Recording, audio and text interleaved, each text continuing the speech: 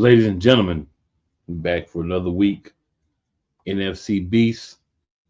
It's your man, Cool McCain. Y'all see it, repping them birds. Hey, you lose some, you win some. Still bird game over everybody. But talk about all that later. Got my man, Couch Coach, on the side. Dat Blame Commanders. What's up, Couch Coach? Hey man, we here. Hey, hell to the Commanders. Let's raise hell. And back with us this week, my man, Sam. Sam, what's going on? Going well, super excited to be back. I apologize for missing the last couple episodes. My job had a couple other ideas about me doing some podcasts on Fridays for recently, so glad to be back. It is what it is, man. But welcome to the show for the best division of football. And if you want to argue, you want to throw up records and stats and all that crap, here's the most important stat for you, and you can't touch it. There's only one division, and that's the Beast, that all four teams have won a Super Bowl. Not an NFC championship, but all four teams have won a Lombardi trophy for a Super Bowl. And if I recall correctly, shots taken, because I like to take shots when I can, 3 of those 4 teams have won one since 2000. And we know who hasn't. The fourth team will remain nameless, but we all know who it is. We know who hasn't. One team has to pull out VCR tapes and 8 tracks to watch their Super Bowls. Everybody else can watch theirs, on a CD or a Blu-ray. Just saying. But that inconspicuous fourth team, they still did win a Super Bowl. Right? It's been about 30 years, but they still did win one. So we gotta give them, they did win one. Or multiple, actually. But they did have some wins. So yeah, if your team has everybody that's won, then you can be as good as us. You can't be better. But since no one else does, you can't even be as good as us. It's not, I didn't make the rules. Just follow them. It's not my fault. Or as my man Mystical say, it ain't my fault. It ain't. I ain't do it. So guys, oh boy. Time to review the games from last week. We'll start off 1 p.m. on Fox. We had the New York Giants at the Atlanta Falcons.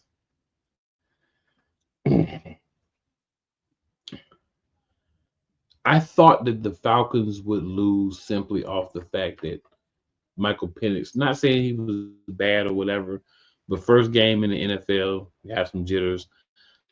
But then I thought about it, right? After we talked about everything, like Sunday before the games, I was like, he's not going to lose against the Giants. The Giants, and I say this every week, and some people roll their eyes and some people laugh. They understand the assignment, and they are continuing to achieve at said assignment. So hey, 2-12, number 1 pick. I feel like this is a win-win for both teams, honestly, right? I feel it's a win-win for both teams. The Falcons got themselves back into the divisional race for their division. The Giants got themselves to the number 1 pick. I feel like both teams won. But on the field, the only thing that really was to talk about was Michael Penix in his first start. Played really well. Obviously, room for improvement. Anybody in their first start is going to have room for improvement, but I think he showed that he can get it done at least for a game. And if he can continue to play like that the rest of the season, next season, the Falcons might have something. While everybody was laughing at making the Michael Penix pick, they might turn around and make it right up. But Deion Robinson showed up, right? A lot of defense showed up. John said, all you gotta do is come take the win if you want it, because we're gonna give it to you, and that's what happened. Couch, what are your thoughts on that Giants Falcons game? We'll call it the game. Yeah, like I'm almost echo your sentiments where you had Michael Penix had a pretty efficient game, 18 for 27. But I think the beauty thing about his debut, didn't have any touchdowns. He threw 1 interception. But what's the beauty of having a situation of inexperience, having a good running game? Bijan Robinson, 94 rushing yards, 2 touchdowns. And then you also had 2 pick sixes, Matthew Judon and Jesse Bates. So pretty much essentially that was pretty much a ball game, and pretty much came up with their 34 points in this win. Like I said, it's just another another giant loss. And hey, it is what it is. Drew Lock did finally get the start, so we definitely got the justice that we wanted as far as once Daniel Jones got released, we wanted to see some Drew Lock, so we was able to see that. But yeah, I think it's just one of those where the Giants just starting to pack it in. I mean, only 2 games left. Hey, just get the trash bags ready, get ready to clean out the locker, guys, and Cancun on 3. So have fun, guys. I love that quote every single time you bust it out. So funny. Honestly, I was super excited to finally see the Falcons give Penix the start. I know that their outside playoff shots made it conducive for them to continue to start the veteran, even though Kirk Cousins wasn't doing a thing for him. But finally, they kind of handed it over to the rookie, and he looked decent. Statistically, he looked decent because I did not watch this game. I'm not going to sit here and lie to you guys. But at the same time, if it weren't for this defense, I think this game would have looked a lot different. Like Couch Coach just mentioned, 2 pick sixes. That's a big deal. Anytime you get that, that's 14 points on the defensive side alone. Penix threw an interception as well, so that could have gone a lot worse for them. But ultimately, great showing by the young quarterback. And like Cool said, the Giants understood the assignment. They know that they need to keep losing games to get that top pick and hopefully draft the quarterback of the future for the Giants. But we'll see what happens the rest of the way. There is a large race going on for that top pick, so it's kind of crazy to see that we actually have 6 different teams with 3 wins or less this season, and it's going to be fun to watch, ironically, to see who has the worst record by the end of the year. Let's go get the Giants. The Giants is not playing with nobody. They are out here to catch these last 2 L's. Move on. Next game, another 1 p.m. game on Fox. The 12 and 3 Philadelphia Eagles against the now 9 and 5 Washington Commanders. The Commanders were able to eke out a victory. And I'm gonna say this. I'll go first. I'll let Couch Coach go last. Sammy go in the middle. A lot of stuff has been said both ways, right? But the fact of the matter is, yeah, Hurts went out, but we were able to generate points after he went out. You know what I'm saying? I think the big thing was the second half. Do you realize in the second half, the Philadelphia Eagles defense in 9 minutes and 35 seconds gave up 21 points? The entirety of the second half, the defense was on the field 9 minutes and 35 seconds of the 30 minutes. 9 minutes and 35 seconds. And the worst part about it is I think it was the second field goal we had an 8-minute drive. But we got at the end of the drive, Kenny Pickett got sacked. And we ended up having to kick a field goal, and we got nothing but field goals in the second half. Of course, the Devontae Smith drop. A lot of people want to blame Devontae Smith. Did that hurt us? Absolutely. Is that the only reason we lost? No. Because guess what? He didn't drop the ball, and the other team picked it up and ran a touchdown back. Now, as quickly as they scored, it almost feels like that's what happened, but that's not what happened. It was a stinker, right? And if I'm the Commanders, hey, I won a game. I feel good. I'm not sitting here trying to take anything away from them. I'm not the guy that's going to be like, we only lost because we didn't have Jalen Hurts. We lost because we couldn't put the ball in the end zone. We lost because in the second half, we decided, even though we dominated time of possession, that we were going to start running the ball in the fourth quarter. When we did put Saquon in the goal line, instead of just trying to get a touchdown, we would try to go for a cute play that doesn't work, and we waste it down. Those are the type of things that when you don't have your guy, you can't do. Now, I often complain about Nick Sirianni and what he does, and yeah, he does some things that ticks me off. But in games where you don't have your starting quarterback, you've got a guy who hasn't really got reps with the number ones, which again, that's not a Commander's problem. That's a Philadelphia Eagles coaching problem. That's a head coach, offensive coordinator problem. Your backup quarterback should have reps with your starters. It doesn't make sense for him not to. But we're finding out in this game in week 16 that Kenny Pickett doesn't get any time in practice with the starters. That's when we find out he doesn't get any time. But just a lot of like dumb, I think, decisions that may have felt good at the time.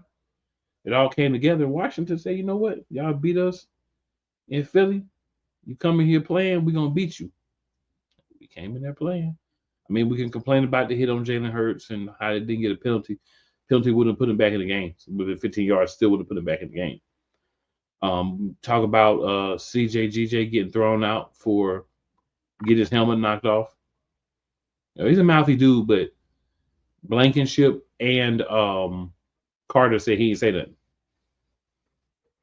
So you kicked him out for getting the helmet knocked off his head. It's crazy to me, but I mean, we still, even after all the negativity, we had opportunities. We had a chance to get a first down, possibly more. With Smith, he dropped the ball. Pickett had several chances to make plays he couldn't make. And the defense only was on the field less than 10 minutes and still couldn't hold them. They had a 4th and 11 that Jaden Daniels galloped like 20 yards on.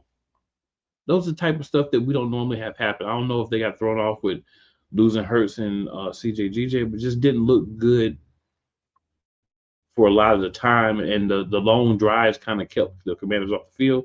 But when they were getting the ball, they were moving it quick. They only had one drive of over 4 minutes and 30 seconds. I mean, obviously, when you only got 9.5 minutes together, you'll probably only have one. But it's disappointing the way you lose. But I expect us to win out, so you get the loss out the way it is what it is. Sam, what you got? I not to disagree with you, Cool, but I think the defense is getting a little bit too much heat for the way they lost this game. Yes, we did give up a lot of points in the second half, but when you go back and look at the starting field position for the Commanders, it was basically like they were getting 30 yards per kick return every single time. You know, they had over 200 yards in kick returns on 7 kicks. On top of that, I mean, you look at the starting field position when we turned the ball over on offense, that again was very favorable. So I think that's a big reason why we saw these points given up. No excuses. The defense still needs to hold up. You know, at the end of the day, they have to do something. But I mean, let's call a spade a spade. The special teams was atrocious in this game. Then you look at the way we converted on third down, 3 of 16. That's not going to win any game. I don't care who we're playing, let alone one of the better teams in our own division like Washington. You know, they're one of the teams that is going to take advantage of every time they have the ball, and they went out and did exactly that. We knew that was coming. We knew it was going to be a tough game regardless of who started at quarterback for us. And ultimately, like you said, Kenny Pickett went out there. He didn't look like he was ready. You know, he had some good throws, but he obviously had some bad throws too as well. He threw an interception that didn't help our case at all. But at the end of the day, you got to go out and beat the opponent with who you have available. So regardless of if it's Jalen Hurts, Kenny Pickett, or Tanner McKee or whoever else starting at quarterback, you need to design that game plan around him, and you need to make adjustments. We knew coming out of the second half that Pickett was going to be the starter, and somehow we did worse in the second half than we did in the first half. So that's another thing that really needs to improve. And to me, like Cool said, that's on us. That's on the coaching staff. So if we're not making those adjustments to be better, then that's something that we really need to look at going forward. You know, we've talked about it a lot this season. Nick Sirianni is one of those coaches that doesn't seem to quite understand that at halftime you can make adjustments. He just seems to want to roll with his game plan from the start and just roll right through the game like that. And it's just one of those things that we have to get better at that. I don't know if it ultimately means that he needs to find a new job, you know, after the season, if we don't win a Super Bowl, but realistically, no matter what it is, you know, maybe you bring in somebody who is known for their ability to make second half adjustments or something like that, but it's just not good enough. And then on the flip side, kudos to Jaden Daniels. You know, you can say whatever you want about the starting field position for the Commanders, like I just did, but that kid looks like a star. And honestly, I'm terrified for the fact that we have to play him for at least the next 3 to 4 seasons, if not longer. assuming Washington doesn't let that guy slip out of their grasp, because I know if I were the coach there or the GM, I wouldn't. I would be signing him to an extension long before his contract ends. That dude is unbelievable. Every time I watch him, he makes plays that are just next level, and you really can't argue with how he's played this season. And honestly, I'm excited.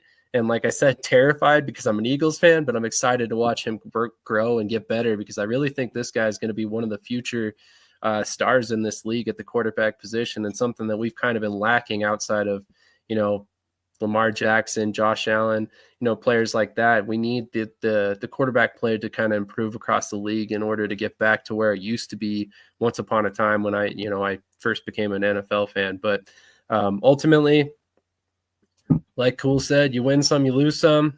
We're taking our lumps now. We got Pickett starting this week again, so we'll see how things go. But I'll toss it over to Couch Coach. All right. And it's funny when Cool opened the show, as far as going back to certain glory days being back on VHS. Well, this is the first time that we had a quarterback to throw for 5 touchdowns in the game since 1991. So the last time you seen a Washington Commanders / Redskins quarterback throw 5 yards, it would be on VHS. So definitely Cool gave us the alley hoop on that one. I think, in my personal opinion, even though this wasn't a statement game for the Commanders. I mean, it was a lot that needed to be cleaned up. The turnovers, having 5 turnovers, the fact that. But I think the biggest thing, almost to echo Sam's point, where we finally got a quarterback that, even in this game, being even down 21-7, even being down by we were down 28-14 going into the fourth quarter. I think we were there 27-14. Still had an opportunity, even that 4th and 11 play to end essentially the third quarter. You always had that faith and belief that, hey, we can win these games. Having a guy like a Jay Daniels, and also to your point, Cool, where essentially we traded, you guys traded field goals for our touchdowns. And like you said, we had very short, quick drives. Obviously, I know, Cool, you talked about it. It was one of the drives that was 4 minutes long, and then 2 minutes. And then even when Jay Daniels got intercepted by Cooper, by Cooper DeJean, most people, and many of us, thought that game was over. But lo and behold, like you said, that comes with the drop, then get the field goal, and then that final drive that lasted for 1:46 to hit the Jameson Crowder. And also another point too, just a wide receiver core. I know a lot of people looked at our wide receiver core as a weakness, and it has kind of been, especially considering the fact after trading who you guys got now, Jahan Dotson. We've always kind of been questioning who's going to be wide receiver number 2 on this team. I know a lot of people have been looking at Zacchaeus, kind of, even, Noah Brown, and obviously now Noah Brown being out. Then now you insert a guy like a Jameson Crowder, who was even around during the Jay Gruden era, comes back here and kind of creates some magic here in this second stint here in Washington. It's just one of those where, even despite this, it was just special. I think when you look at this team, it just feels good to have a quarterback that, regardless of your back against the wall, you never feel like you're out of it. I think, obviously, even since we've done this show, we've talked about different quarterbacks that we've had. Did I believe in them?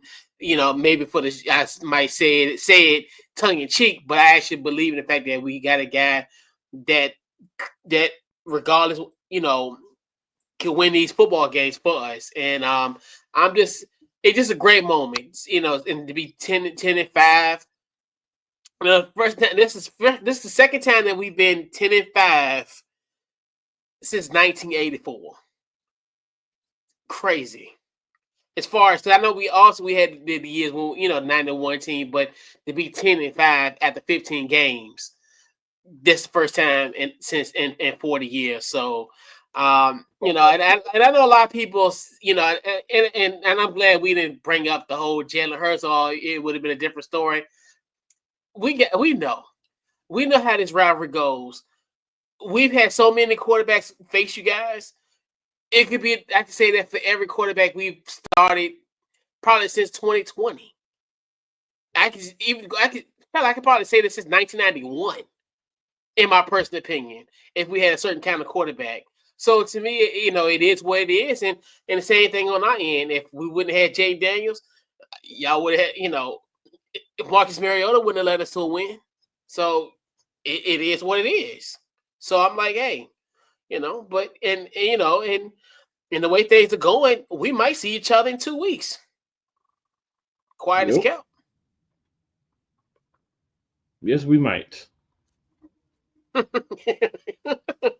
Son of a biscuit eaters. Yes, we might. All right. So we're gonna ease on down the road to Sunday Night Football. Tampa Bay Buccaneers. Well, I guess the Tampa Bay now since Tom's retired, but I still call them Tampa Bay Buccaneers. And Baker Mayfield go out there and lose to the Cowboys 24-26. So here's what's silly about it, right? So I laugh at Dallas a lot. I do. But this is why I laugh at Dallas.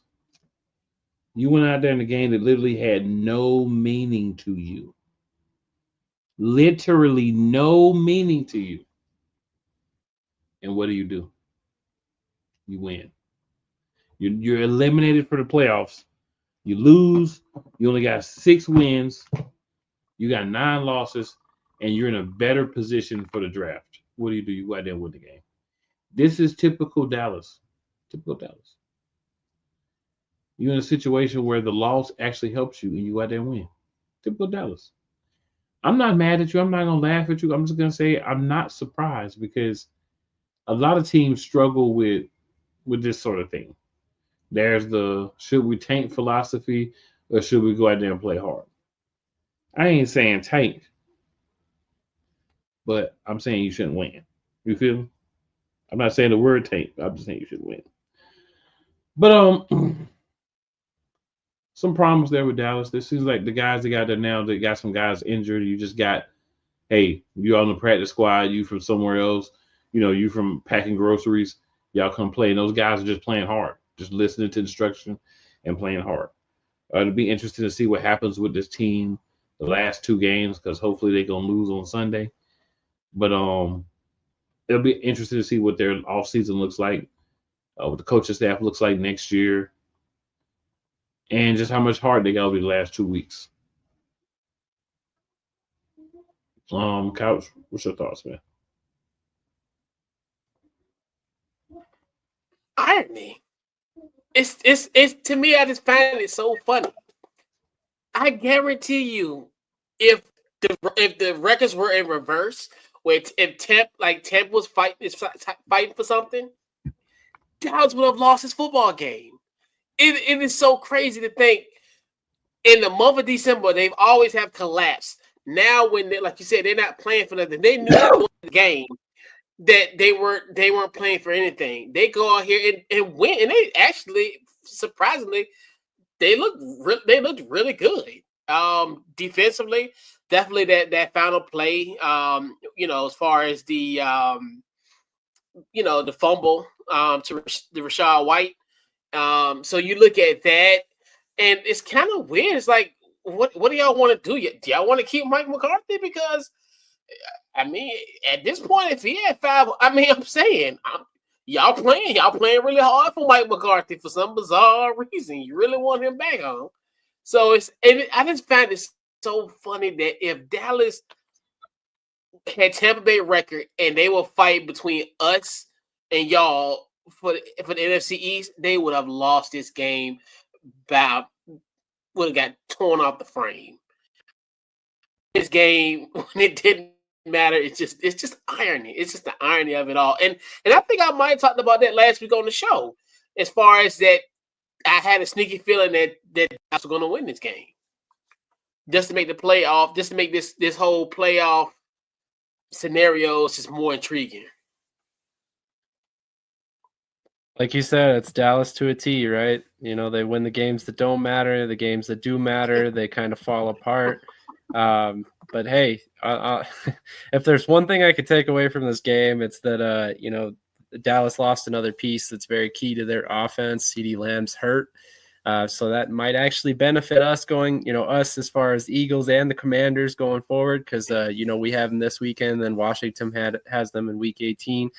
But it'll be interesting to see exactly how things work out for the Cowboys, because I'm so thrown for a loop with them. I thought they were catching momentum. I thought they were going to be, you know, a decent team, and then they go out there and lose last week and ultimately kill their playoff hopes. And now here we are, and they're winning again. So, like you guys said, I don't really know what their motivation was this week. You know, at this point, I think it would have been better off had they just lost this game. But hey, if they want to keep winning and completely ruin their playoff, or I mean their draft positioning for 2025, I'm okay with that. It's not going to hurt my feelings at all. On the flip side, I'm shocked to see Buccaneers lose this game, especially because they are in the thick of the playoff race for their division, and yet they went ahead and dropped a big one here. So, you know, they were leaving that opening for the Falcons to ultimately make the playoffs with a rookie quarterback, and good on them, I guess. But this was a bizarre game to kind of watch unfold, and it's going to be one of those games that I think both teams will be kicking themselves in the long run for how it panned out to them. So, yeah, like I said, just a bizarre game overall, and we'll see what the Cowboys do the next 2 weeks, because they've got two very important matchups for the other team in those games, so they're probably going to come to play pretty hard. I just want to say, guess who's back? Back again. It's crazy how technology is, y'all. But we'll move on. Talk about the playoff picture. You know, we say the best for last, so we start over in the AFC. AFC, there's 2 available playoff spots. Now, there can be some posturing. It has been for who's going to be where, but as far as spots go. So you have 15-1 Chiefs at 1. Oh, excuse me. They play the Pittsburgh Steelers week 17. So that should be an interesting game. Pittsburgh and look good the last couple of games. All right, then we got number 2, the Buffalo Bills at 12-3.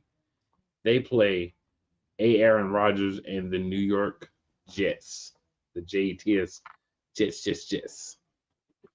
All right, at 3, we have now ascended over the Steelers, Baltimore Ravens at 11-5. They play the Houston Texans week 17. And speaking of those Houston Texans, they played the Baltimore Ravens, and they're now 9-7. The Ravens are now 11-5. Crazy about that. We saw that game, and I gotta tell you, that was not pretty. Especially if you're Houston fans, it's not pretty. But you're still better than anybody else in your division, so you're still gonna be a top 4 team. And then in 5, second in the AFC North, the division right now that has 2 teams that have already clinched. Pittsburgh Steelers have clinched. Of course, they play Kansas City. So those top 4 of those top 5, 4 of them play each other this week. And Bills got one of the ultimate bunny games in the league. They play the Jets and Aaron Rodgers. All right, AFC team still in the hunt. Right now, the Chargers, they win and they're in. They're second in the AFC West. They play the New England Patriots. Oh, it's such a winnable game. And then at number 7, the Denver Broncos, also at 9-6, third in the AFC West. Winning they're in, they play the Cincinnati Bengals. Now, if either one of those teams lose their game, I mean, it's not really fair to say right on their heels, but mathematically right on their heels, yeah, the Baltimore Colts. Baltimore Colts. I'm taking it back. Indianapolis Colts is 7-8 in 8th position. The Miami Dolphins is 7-8 in 9th place, and then the Bengals at 10th. And see, the Bengals are in a very unique situation because of all the teams that are out of the playoffs right now. They have a chance to put somebody down a spot and jump because right they have the chance to play the Denver Broncos. So they go out there and they beat Denver. They get themselves another win, and they get themselves a tiebreaker head to head.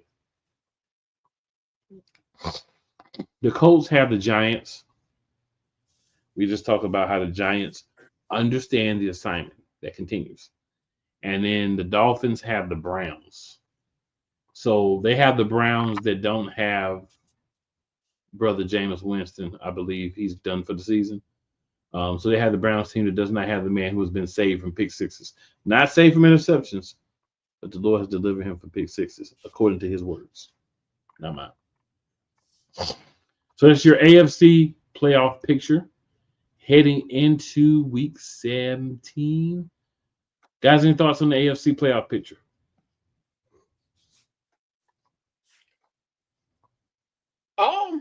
Yeah, I think it's rather interesting. I think Houston got to figure it out. I think they're going to be one, and when we think about wild card weekend, who's going to be upset at home because they're probably either going to have Pittsburgh or Baltimore coming to their crib, and it's going to be really intriguing to how that's going to play out.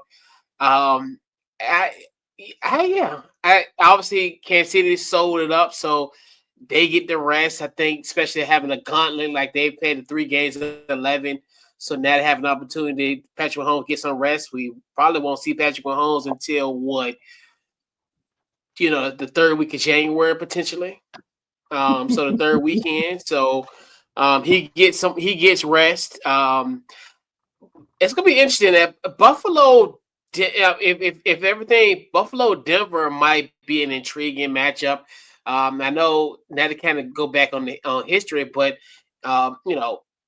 Denver went into Buffalo with a Russell Wilson that Sean Payton didn't believe in and won on a Monday night last year. So that's gonna be intriguing. And then then you got the Chargers. We have a Harbaugh brother wild card game potentially if the Ravens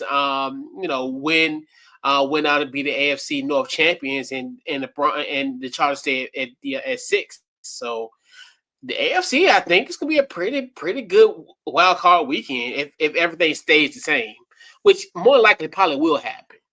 I think it's pretty sad. Okay. Any thoughts, Sam? Are you good? Not really any thoughts. I think you guys pretty much covered it.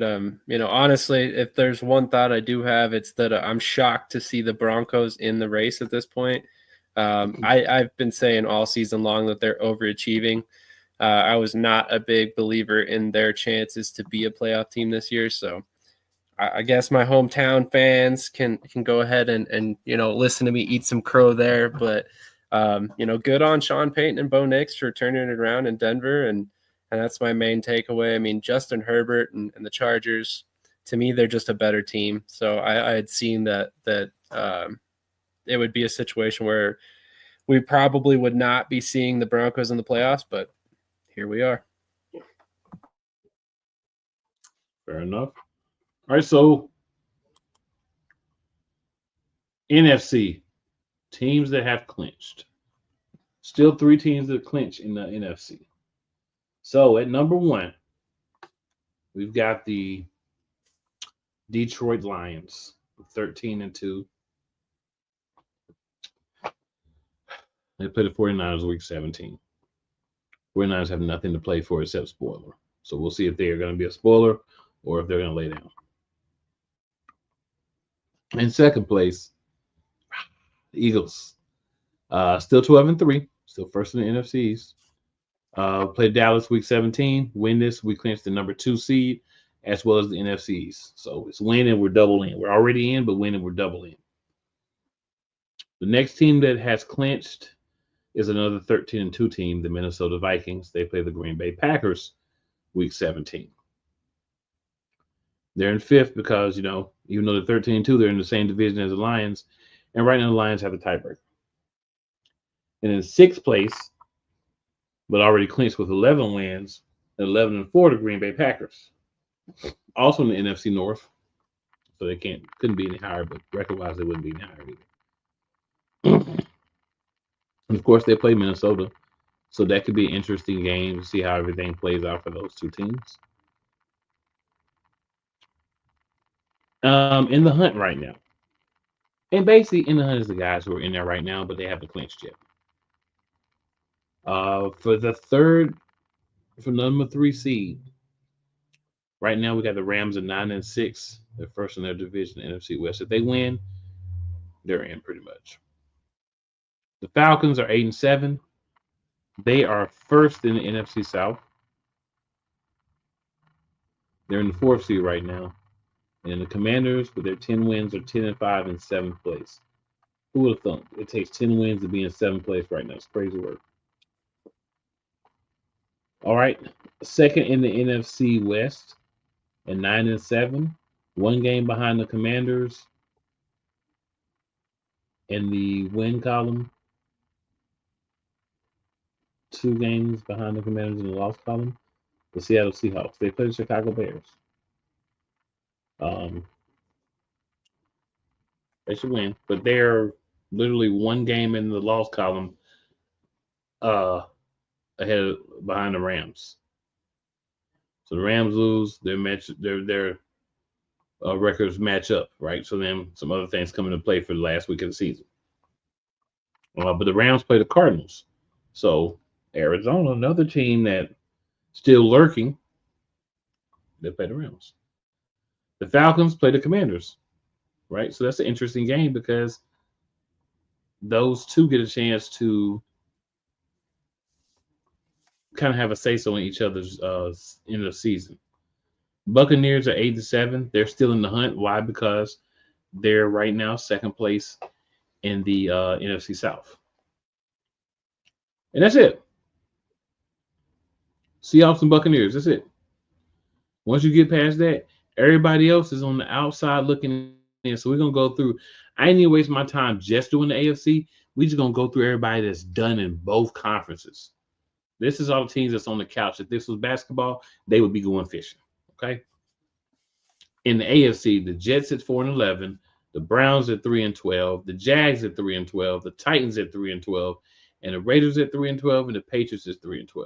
And I still have to say, how in the world does Jacksonville have 3 wins? I just can't believe it. I can't believe it. 3 games. 3 teams have lost to the Jacksonville Jaguars. I'm saying like Tigger be saying the Jaguars. It's crazy. But in the NFC, on the outside looking in, 7-8 Cowboys, 7-8 Cardinals, 6-9 49ers, 5-10 Saints, 4-11 Panthers, 4-12 Bears, and 2-13 Giants. They all out. So, guys, 2 questions about the NFC, and then I'll get your overall thoughts. Who's going to get the number 1 seed in the NFC, y'all? Sam, who do you think? As much as I hate to say it, I think Detroit is going to end up getting that number 1 seed. It seems like no matter what they have happen injury-wise, they just keep on trucking. So I think that they're just the team of destiny this year. And I know Minnesota's trying their damnedest to knock them out of the first seed there in the North, but I just have a feeling that the Detroit's going to end up finding a way to be that number 1 seed this year. They need it more than anybody else, to be honest.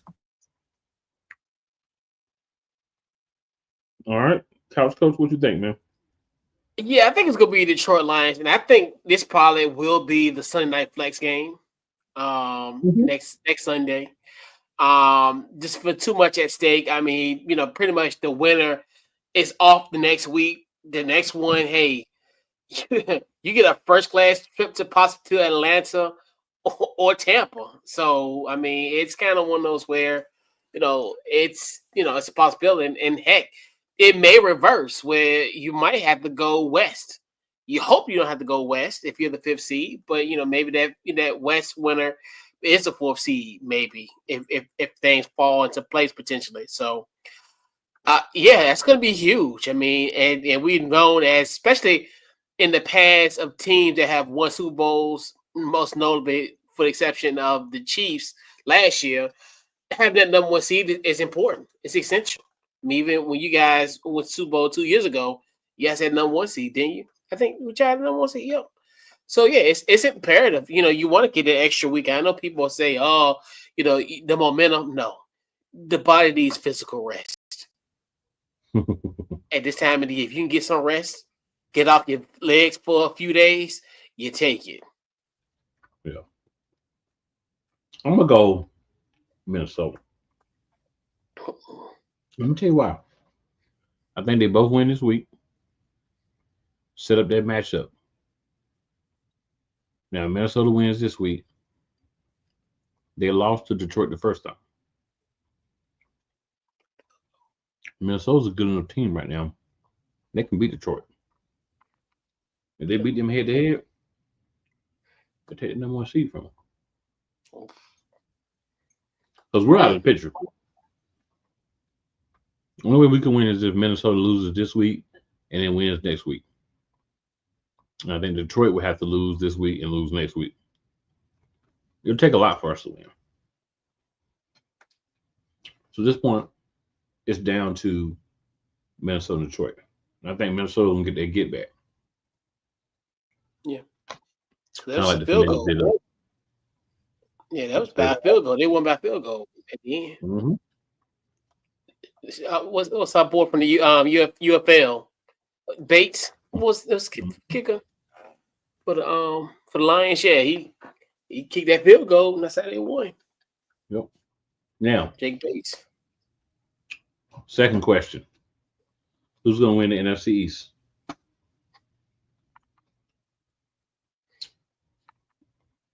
What do you think, Couch? Y'all win. Yeah, because my thing is, yeah, y'all are gonna win. Because even if y'all lose to Dallas, you're not losing to the Giants, and yeah, all you gotta do is win one game. Hell, you can limp into against the Giants and win. Hell, you can beat the Cowboys for real. I mean, just because them riding this wave, y'all winning. Y'all, it's too far gone. I know it's still mathematically common sense to tell you y'all gonna win at this point. I think you guys have had so much momentum going in this stretch. All you gotta do is win one game. And quiet is kept. We might go 1-1 these final 2 games because my hope is we win Sunday night. Marcus Mariota go to Arlington and ball out, and then we might fall short in week 18. But hey, I don't care. That's my hope. Sam? Yeah, I think it's going to be us. I mean, ultimately, Washington's got a much tougher schedule to finish out the season here. I mean, if we don't beat the Giants in week 18, we got some serious questions going to the playoffs. And that's even if we're resting guys, let's be honest. I mean, like you said, they understand the assignment. They need to lose that game. So if we don't win the NFC East, we've got some serious issues to figure out heading into the playoffs. Yeah, I'm gonna go with us winning 2. Yeah. Y'all pretty much said all the reasons, so I need to go back over them. All right, so we'll update y'all with the playoff picture again next week because we're getting the nitty gritty. We got 2 games left. We got a little posturing for seeding and a couple more teams to go ahead and punch their tickets. So we'll see what happens this week. And we can switch on over y'all and talk about what's going to be popping for week 17. Wow, now I feel like we was just on week 5. You know what I'm saying? Now we're on week 17. Yeah, it's flying by. If your team don't make the playoffs, man, you got 2 more games. Yeah. That's all you got.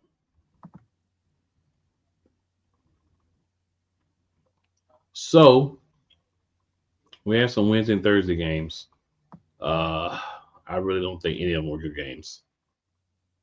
We weren't going to talk about them anyway, but I just want to throw it out. I think any of those were good games.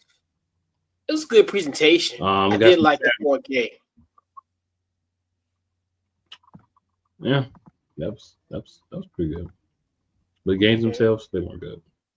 Terrible. We got Saturday games Agreed. this week. So we got a triple hit on Saturday again on NFL Network. So y'all that just love to watch football for the sake of watching football, you can put yourself through that on Saturday. Those actually Sunday. might be some good games, though. I think so. Yeah, I won't be watching them. Yeah, I got to see my nephew at 1 o'clock. My nephew playing at the crib. But Sunday, 1 o'clock. 7-8 Colts at 2-13 Giants. I'll be surprised if the Giants win this game because I don't think they even care about winning. Not that they can't win the NFL anymore, but we good where we at. I mean, the Colts are not a very good team, but neither are the Giants, and they're trying not to be so. You got the Giants losing. Couch, who you got? Yeah, give me the Colts, man. AR5 might look like Jane Daniels on Sunday. You might Against let the Giants. So we got to see what y'all see. Right. Sam? Sorry about that. Forgot I was on mute. We're going to make it like a clean sweep, and it's definitely going to be a Colts win. I think also to just kind of add another layer there, Shane Steichen kind of needs to win this game. I think it's important for his coaching career going forward to finish with a winning record in season 1. No, he doesn't. He don't need to win. Lose, Shane. It should be, 3 years since you left? You can come on back. Come on back home. Wishful thinking. All right. Next game, 1 p.m. Eastern time on Fox. It'll probably be our game of the week at 1 p.m. because everywhere but here in Charlotte, because of course I have to watch the Panthers and the Buccaneers play. Thank you for living in Charlotte. Thank you, regional television. But that aside, 7-8 Cowboys at 12-3 Eagles. I think this is a much more concerning game for me than it was this time last week. I believe we win, but I believe we do not look good doing it because I don't see the level of improvement that you would need to make me feel comfortable with Kenny Pickett back there at quarterback that you can do in a week, right? You just can't. And not even system. Like even if Kenny Pickett was the same type of quarterback as Jalen Hurts, he doesn't deliver the ball the same way. You know what I'm saying? He doesn't have the same timing. He's only going to have a couple of practices of actual timing to get stuff down with the starters. Because, again, I don't know many teams that your number 2 quarterback never gets reps with number 1 wide receivers and tight end. So I'm going to go Philly. That booty tight, though. That booty tight.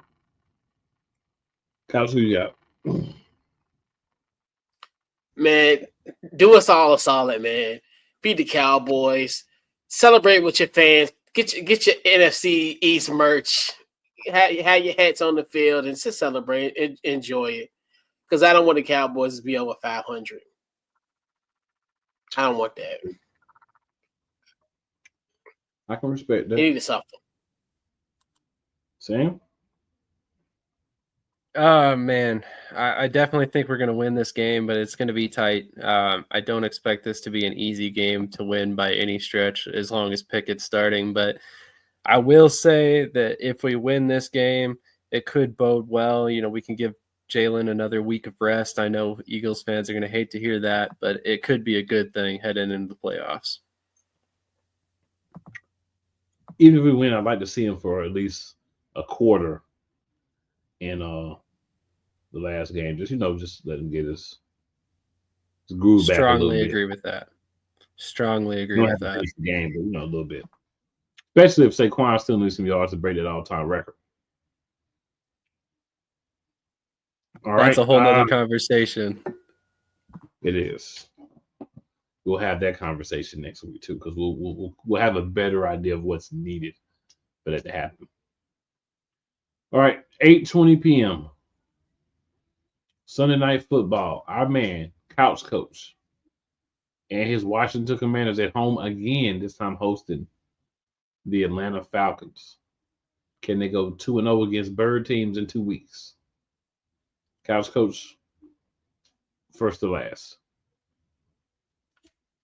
We got to win this game. I got the Commanders win this game and officially clinching a playoff berth. The first time since 2020. It's going to happen.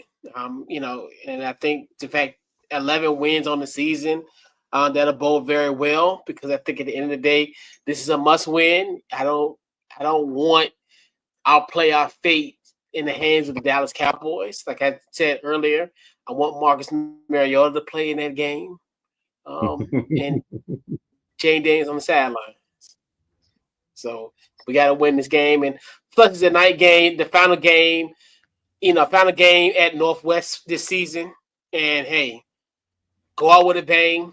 They telling the people who come in the stadium, get there early, be in your seats by 8 o'clock, because we're gonna have the nighttime intros. So it's gonna be a special night at Northwest. So get in your seats early. I'm gonna go Commanders. I just don't trust the consistency with the Falcons. They're kind of like a up and down team. They were up for that Michael Penix introduction game to the rest of us, but I just don't think that they're going to be able to pull it off 2 weeks in a row. I think Penix does have another solid statistical game, but I think the Commanders are going to find a way to win this game. And Sam, we'll let you close it out. What's your thoughts? I have zero doubts that this is going to be a Commanders win. I firmly think that they're going to find a way to beat the Falcons. The Falcons need to win this game, but the Commanders arguably need this game more for the exact reasons Couch Coach just said. You want to be able to sit Daniels a week, or at least give him some rest before the playoffs. So this is a really important game for both teams, but I just don't see any way that the Falcons beat the Commanders this week. I dig it. So, guys, we're going to be a little bit under an hour. All good. Because sometimes you're not here for a long time. You're just here for a good time. And I feel like we've had a good discussion tonight, right? We really kind of been a little mellow, a little different vibe from the show, so I like it. So I just want to say before ending, of course, make sure you tell 4 guys or 4 people that you know about sports to come check us out, and then find 4 people that you don't know, tell them too. That you don't know, don't like, either way. Tell them to come check us out too. All these wonderful channels. Check us out. And then, December still, so everybody remember. Check on your friends, check on your people. It's a tough time of year. I know it's a lot going on. Shopping, trying to get deals, trying to see all your family, trying to hang out with your good friends, but make sure you check on those people who might be struggling or having some difficulties during the season. So it's a good time to check on them. Everybody needs to. You never know, you might make a difference for somebody. I'm gonna change it up a little bit. This will be a little less graphic. Okay. But we'll be back next week. Hopefully we'll be talking about another team that's clinched the playoffs and another team that has clinched their division in the NFC. Maybe some stuff that happened in the AFC. No, I'm just kidding. We're talking about y'all too, but NFC matters more. This is the beast of the NFC, not the AFC. So, with that being said, for my man Sam, for my guy, my cousin from another auntie, Couch Coach, we are out. We will see y'all next week. Fly Eagles fly. Just be back next week. You know what I'm saying? Just be back next week. It'll be worth it.